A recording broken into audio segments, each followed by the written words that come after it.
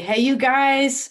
Um, Welcome to tonight's Spirit and Truth webinar. We're so excited for tonight and the things that we're going to be getting into in our discussion.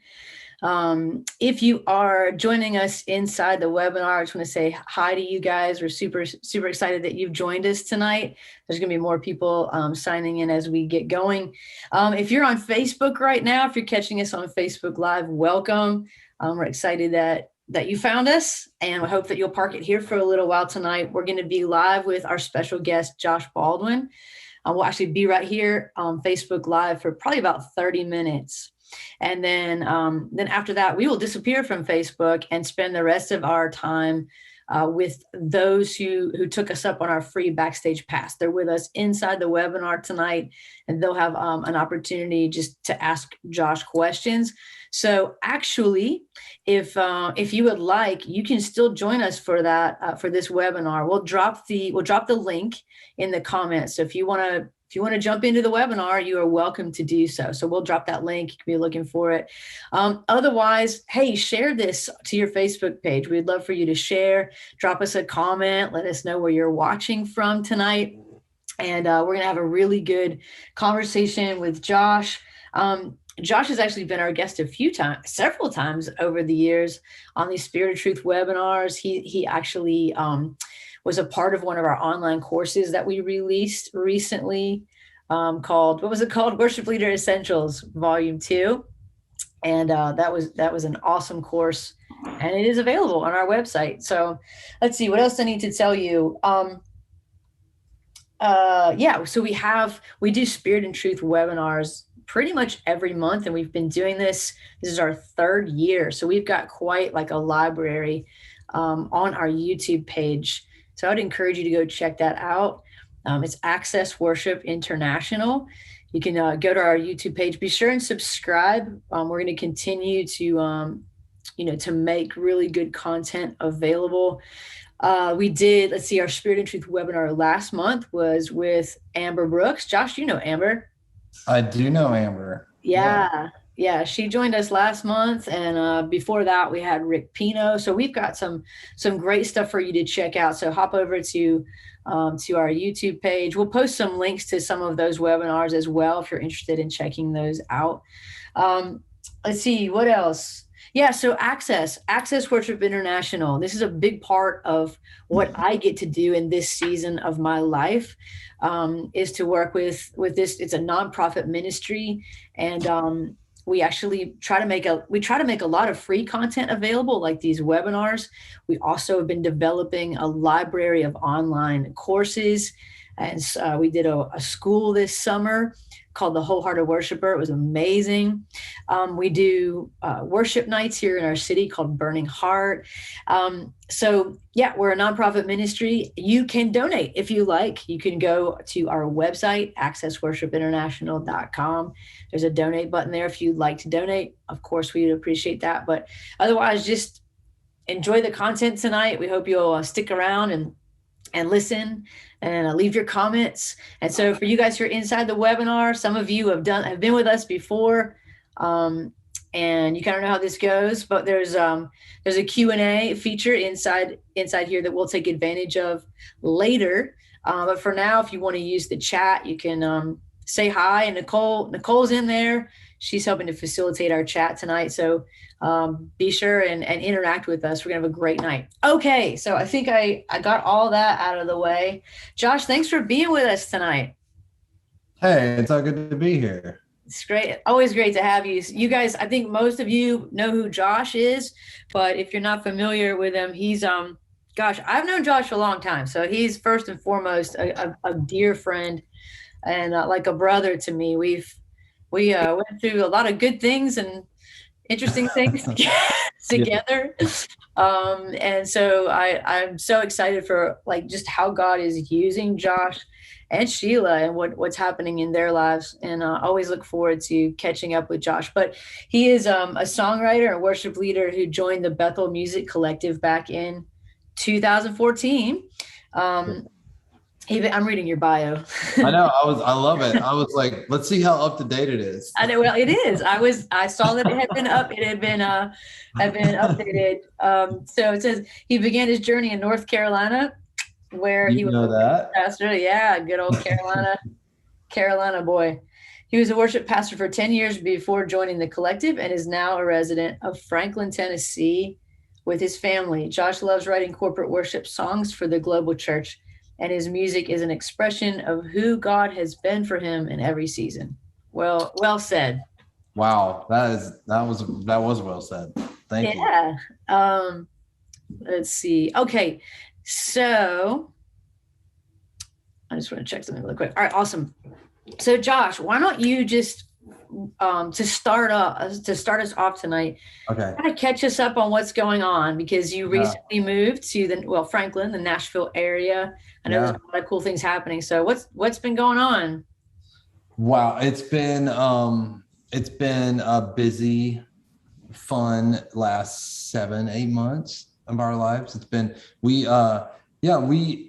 I was coming here a lot over the last 2 years, really, 2 to 3 years. Started coming to Nashville and Franklin a lot more, and through like touring and songwriting, and then working on albums. So and I think down the road we kind of always felt like we would probably end up here in some ways, if not just to get us a little closer to home.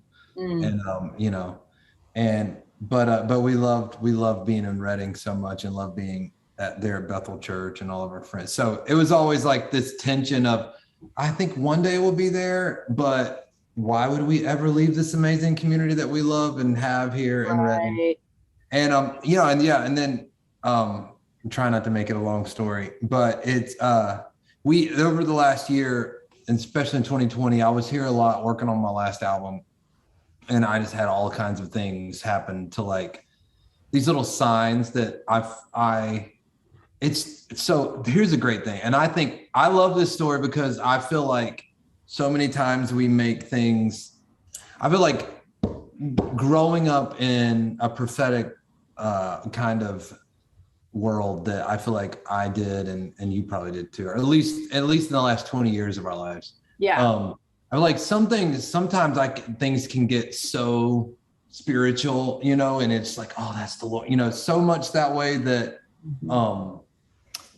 that like sometimes I feel like the Lord's in it because this is my call. Like he has a purpose and a destiny for me here. And, so I say that to say this, I was here last year around May. And this was like the first time we left the house after it was in the middle, everything that was 2020. And I came here to work on an album, and I was staying at an Airbnb right next to this like farm that's kind of a public greenway place. And I walked out there every night at like sunset and I just hung out, walked around, spent time with the Lord. And I remember one night, the first night, I saw these like fireflies all around, these lightning bugs. And I was just sitting there, and I was all emotional. I was missing home. It was 2020. And it was just like, blah. And I remember looking at them thinking, oh, I grew up catching fireflies as a kid. I grew up in the South, and I was like, oh man, I missed that. And then I thought, man, my kids, I don't even know if they know what a lightning bug is. I don't know if they know what a fly. We live in Northern California. We don't have any of those. And it kind of started as this thing. I was just like, oh, Lord, I kind of want my kids to know what this is. Like, this is so precious to me. It's so humid right now. And look at these lightning bugs. It's so like, humid. And it was like this, it had like there wasn't nothing about that moment had anything to do with like my purpose or, like the Lord's calling on my life or any of that. It just was totally just like, I was thinking about my kids, being kids like I was, doing the things that and I remember I went out there every night in that moment and like had those moments with like, I'd go out at the same time, like, okay, here are the fireflies again. The lightning bugs are out here. And I came home and I started talking to my wife and just talking like this. I just started like asking the Lord, like, do you want us to move? And I was like, it was all based off that. It was so dumb, but so also felt so pure and I don't know, there's like this sweet, innocent moment I have with the Lord. Anyway, the rest of the year goes by. We're praying about it. We finally feel like this is something we feel like the Lord is probably on, and enough that we need to pursue this, like looking at this, and throughout the fall, we came out here as a family, and it started to feel like home. And had the talks with our Bethel family, Brian and Jen and everybody, and we all agreed like this is the thing we need to do. Anyway, so we sold our house in Reading in December, bought this house here in right outside of I say Franklin. We're in a little bitty town called Thompson Station. It's right outside of Franklin. But we moved here in January, and it's been amazing. And I remember I told my wife about the firefly, the lightning bug story, like maybe once or twice, but it wasn't like this big thing. I'd almost forgot about it. And it was like a month or two ago. I wasn't home. I was traveling somewhere, and my wife texted me, and she was like, the kids are outside, and they're just like, they're having so much fun with the neighbor kid. We moved in this neighborhood where we have 2 houses surround on either side of us they each have 5 kids. The house across from us has like 2 kids, and they're all Christians. Oh, nice. They're like the sweetest families. Mm-hmm. And so our kids are just outside playing with their neighbors all the time. So they were outside playing, and Sheila texted me, and she's like, they're just outside catching lightning bugs. It's so sweet. And I was just like, I started crying because I was like, that's like what started this whole thing. Was like, I just wanted them to do that. I just wanted them to like have a childhood like I did. And I felt that because I love how, obviously, I mean, it makes sense for me to be here because I'm doing music and worship and Christian music. I mean, this is like where a lot of that comes from. It's just Obviously practically it's easy, but that wasn't the full reason I moved here, because I felt like it was something the Lord had for us. But I love that it was just like the Lord, like, hey, is that like that's like something that's important to you? Okay, let's move towards that, and let's see what we can do to make that like fit in the will of, I just love that. I love that too. Yeah, so it's been it's been amazing. It's been a really sweet transition. We have a lot of friends that's so wonderful to hear, Josh. And I love moments like that and stories like that, because like our Father's he's so sweet, and it's just those are the things that let you know, like, he's in the details. He's concerned about the things that we care about. Like, it's just, I love it when it's like those little kind of, some people call it like kisses from heaven. It's those little moments. It moves our heart, and it's like, you are really watching over us. Like we can trust you. It's so good. And I see you've got some stuff coming up, some nights of worship you're getting ready to do. I'm sure you're excited about that. What's I am. I'm going out in a couple of weeks. Bethel Music's going out with some new acts. They're just starting out. Carrie Job and Chris Tomlin. Never heard of them. No, I know. I think they're gonna catch. I don't know. So I'm going on that like for a weekend. But then after that, I'm doing like my first like headlining tour. Yeah. Oh wow, cool. Crazy.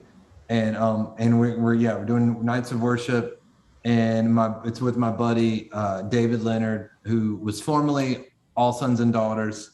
Right. David wrote Great Are You, Lord, like one of my all-time favorites. Such a good song. And then David, and then Gable Price and Friends, which is a band probably most people don't know about, but they're a really energetic indie band from Redding, California. And they're such like a good, amazing like rock band that loves the Lord and writes songs for Jesus. But also they all play on our Bethel worship team. Really? Yes, they're amazing. And so and I've known they were really awesome and cool for a long time. And now they're like becoming cool. They're like they're like, it's cool to love them. But I always let them know that I loved them before it was cool to love them. Yeah, so they're coming out, and we're just gonna have a fun. It's it's definitely 3 people, but we're all gonna be together. I mean, they're gonna do their thing, but then David's gonna jump in, and then I'm gonna jump in. We're all gonna play together, and it's gonna be I mean, we're calling it Nights of Worship. It's gonna be worship. There's gonna be some sweet times of just songs and sharing our songs, sharing our hearts. But just encouraging people, and I'm pumped. I'm a little nervous, but like in a healthy way, So yeah, I think that starts the last weekend of September and goes through October. So yeah. Awesome. It's gonna be cool. That sounds really cool. Hey guys, if you're just joining us on Facebook Live, I just want to say hi to you guys. My name's Kalani, and our special guest tonight obviously is Josh Baldwin of Bethel Music, and we're just chatting with him tonight. We'll be here on Facebook for probably another 15 minutes or so. We'll see how it flows, and then we will disappear and spend the rest of our time doing some Q&A with those who registered for the free backstage pass. We're looking forward to that tonight as well. So all of you that are inside this webinar with us right now, we're so glad you're with us. Or if you're watching this later, some of you couldn't join us live, so you'll be getting the video link from us and you'll get to watch this later. But you guys, if you have questions, just hold on to them till later. After we go off Facebook, we'll get into those questions that you have, but hold on to them. Don't forget them. And we'll jump in. So, and y'all make sure you share this on your Facebook page. And so let's keep going. So Josh, I would love it. I mean, I know your backstory. Like I know it really well, but a lot of people don't. And it's been a while since I asked you to share maybe just a little bit about kind of just, like in your younger years, like your upbringing, like when did you start walking with the Lord? When did you start playing music and that kind of thing? Just maybe take us on a abridged version of, of your life. All right. Well, I made the move here. Very long story. So I'll try to keep this down. I mean, I grew up in church. I'm a PK. My dad's a pastor, and my dad's very much into music and led worship at our church as along with being the pastor. And so I mean, I grew up in church. I grew up in music, and I actually started playing on drums. That was my first instrument, and played drums with you and at the chapel, and it's Morning Star in our day. And then and so that was my entry. I think that's where I learned a lot, not knowing that that was like the foundation for like. I think my years later of leading worship was just playing drums I think I started playing drums for my dad at church when I was like 12, and all through high school played drums. And I started leading worship in high school just because my youth pastor was like, there was no one to do it. And he was like, if I teach you a few chords, will you just lead worship? And I was like, okay. And so I think he just thought, your dad does it, you play drums, you probably know how to do this. And I think I didn't realize like how much I had learned not knowing, just being around it and helping lead from the drums. And so that's where I really started. And then I went to ministry school where I met you in Charlotte. And I mean, that's when I obviously learned more and more about leading worship, but that's when I really started learning how to write songs and just starting to write songs, just being pushed into it and kicked into it. So, and I'm trying to do the breathe. I'm like, how do I? There's just so much, I'm sure. There's so much. I'm so old. There's been so much life that I have lived. I don't know how much, but I mean, that's like, that's the beginnings of it. That's when it all started. And it was just really, at first, I just wanted to lead worship. I didn't even want or care about writing songs. I never even thought about that until I went to school at our ministry school in Morning Star in Charlotte. And I just started writing songs because we had to lead worship. And I was like, well, I know I'm supposed to lead worship, so I better start writing songs if that's what you got to do. Good motivator, huh? Yeah, I mean, that was really the only, I mean, I started writing songs just so I could get on stage and lead worship, which maybe isn't the best like initial, but what it did was like it like forced me to do it, and then lit this fire under me and let me see that, oh, this is also who you're called to be too. You know, Right. You're a worship leader, but you're also a songwriter. And I think the Lord knew whatever it takes to like kick me into like, that's been like the theme of my life. Well, I think you and I both experienced like, I mean, yeah, we had to write our own songs in order to be able to participate as a worship leader. There was something really special about the atmosphere we were in that helped in doing that. But I think we both learned the value of getting before the Lord and putting into words, into lyrics, the things that he was doing in us, or the things that we were sensing he was doing in, you know, during that season around us. Then the power, it's always awesome to lead well-known songs that the church can sing. That's a good thing because it helps unify the body of Christ to sing songs that everybody knows.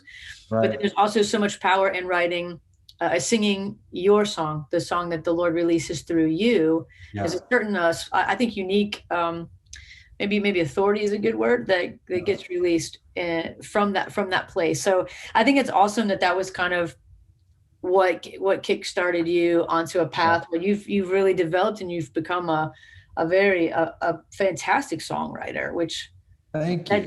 That takes well, I mean, total respect for that, because it takes time to develop a skill set and those abilities. It's fun. I think I'm hearing you talk about that. It reminds me how blessed I was to go through.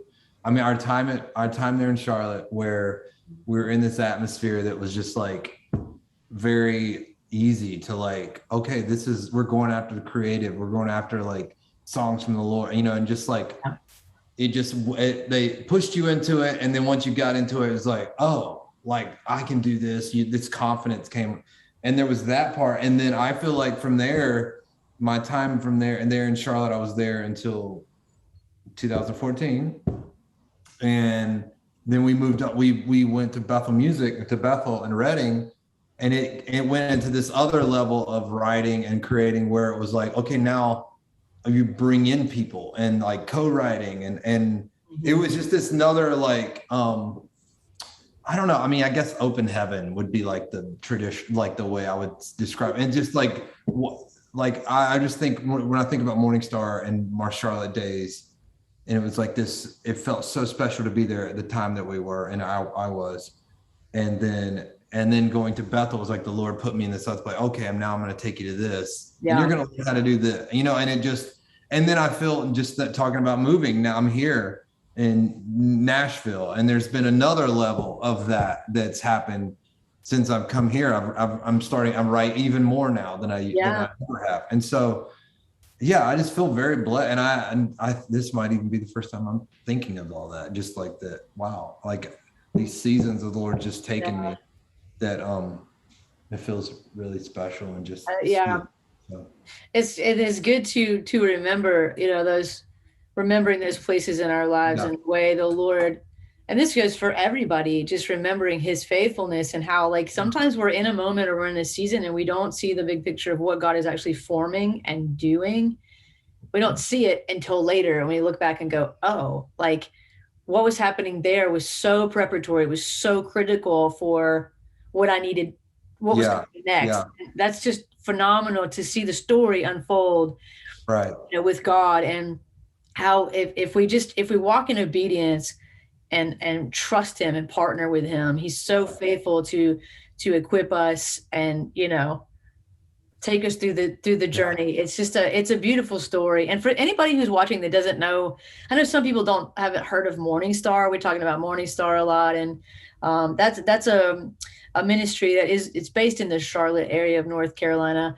Josh and I both went to the ministry school there in the early 2000s.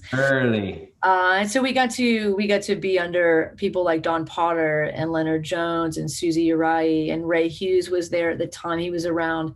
Phenomenal teachers. So we were super blessed. And there's quite a few others out there that you guys that probably know, who are leading worship today, who either went to Morning Star or were heavily influenced by those pioneers of worship and of prophetic worship. And I always like to give props to those they are truly pioneers, right, Josh? Yeah. I mean, what they were releasing at that time was just like, that's why so many young people were drawn to that place and to that sound, because we were like, I've never heard this before in worship. I didn't even know we could do this. Right.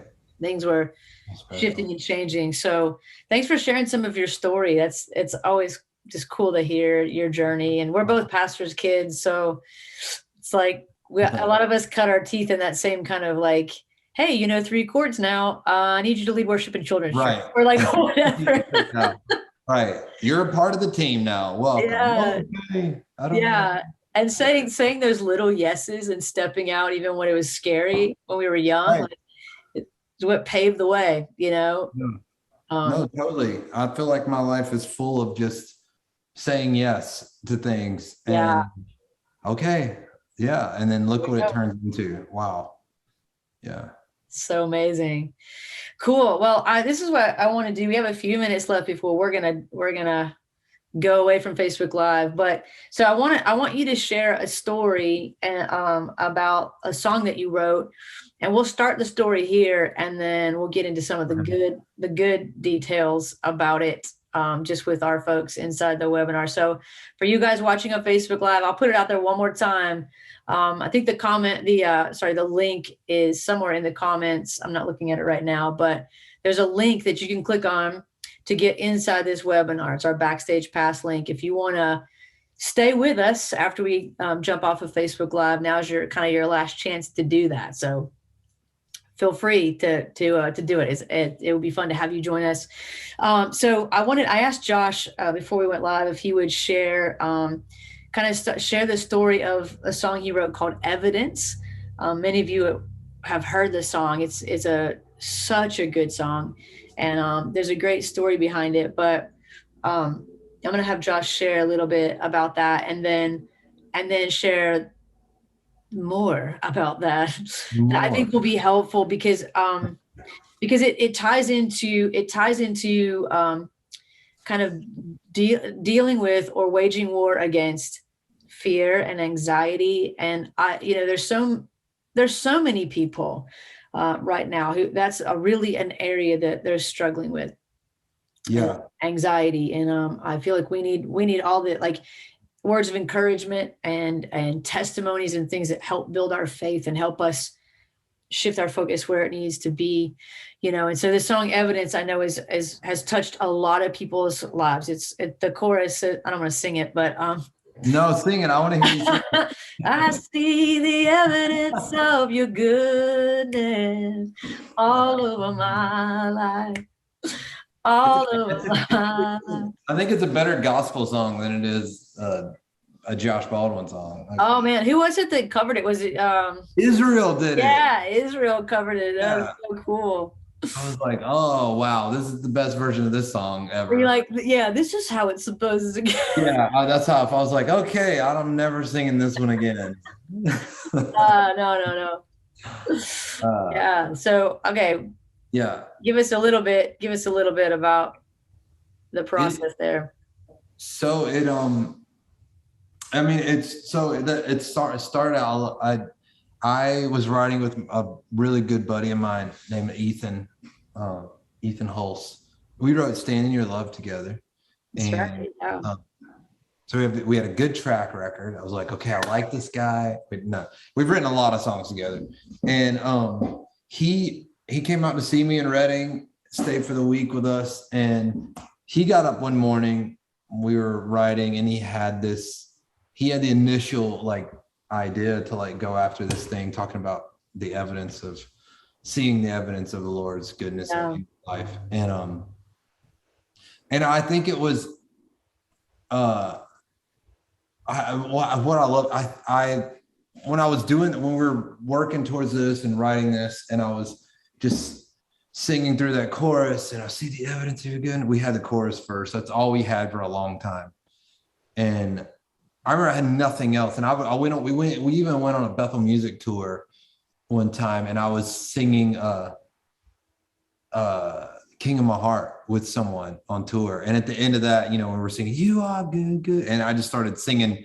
I was like, I should just sing this chorus that I have, that I don't have anything. And I was just like, I see the evidence. And I remember like Brian was like, what is that? You have to write something. And I just like, I know it feels special, but I don't know what. I was like, the chorus felt so special that I didn't want to mess it up by like not putting the right verses. And it just sometimes those things where you're like, you almost feel scared to like mess with it, because you're like, I don't want to mess this up, and I better get this right, because this feels like it's a special thing. And so it took a while, and then we were writing, and what made the song like just hit home even more to me was and I love that we were kind of talking about this before, it was about the history of like my dad being a pastor, and your dad, and it started with the first line of the whole song was the all throughout my history your faithfulness has walked beside me. And I wrote that line, and I was like, oh my god, like I got this picture back, and I've actually remember this message that a friend of ours, Matt Peterson, had spoken years ago.